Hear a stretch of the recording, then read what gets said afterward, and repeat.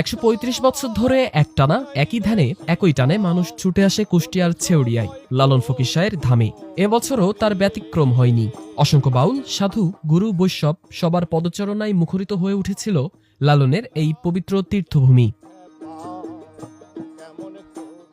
১৭ October ছিল লালন শাহের তিরোধান দিবস। সেই দিনটিকে কেন্দ্র করে দিন কয়েক আগেই ছেউড়িয়ায় জমতে শুরু করে ভক্তদের ঢল।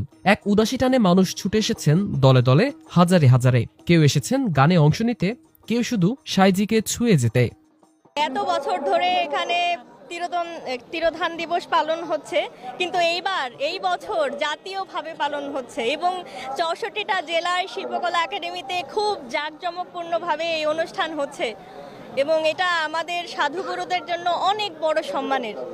সমাধিতে ফুল, আতর, গোলাপ ছড়িয়ে সশ্রদ্ধ প্রণাম জানিয়েছেন হাজারো শিষ্য ও ভক্ত। লালন মাজারের আশেপাশে এবং মরা কালীগঙ্গার তীর ধরে বাউলেরা গড়ে তুলেছেন ছোট ছোট আস্তানা। সেই আস্তানাগুলোতে গানে গানে স্মরণ করা হয়েছে লালনকে। দেশের বাইরে থাকা লালন ভক্তরাও এসেছিলেন এই উৎসবে অংশ নিতে। এক একজন যেন এক একটি ভ্রাম্যমান সাধু, যারা তাদের হৃদয়ের সুর দিয়ে পূর্ণতা করে তুলেছেন লালন ধাম। এক জায়গায় আমরা এতগুলা মানুষ একটা মহব্বতের সঙ্গে, আমরা কেউ কিন্তু আপনজন না। আর যখন আমরা এক জায়গায় বসি তখন সবাই আমরা আপনজন, সবাই আমরা মিল তাল করে থাকি, গল্পগুজব করি, আবার যাবার সময় যার যার বাড়ি শেষে আমরা ফিরে চলে যাই। দূর দূরান্ত থেকে সাদাবসনে বাউল সাধকরা এসেছেন দলে দলে। কারো হাতে একতারা দোতারা, কারোর সঙ্গে বাঁশি, প্রেমজুড়ি, চাকতি কিংবা খমক। ক্ষণে ক্ষণেই বিভিন্ন মজমা থেকে ছলকে উঠেছে নৃত্যসঙ্গীত। তাদের গলায় ঝুলছিল বিচিত্র রং ও আকারের পাথরের মালা। হাতে ছিল বিশেষ ধরনের লাঠি বা বাদ্যযন্ত্র।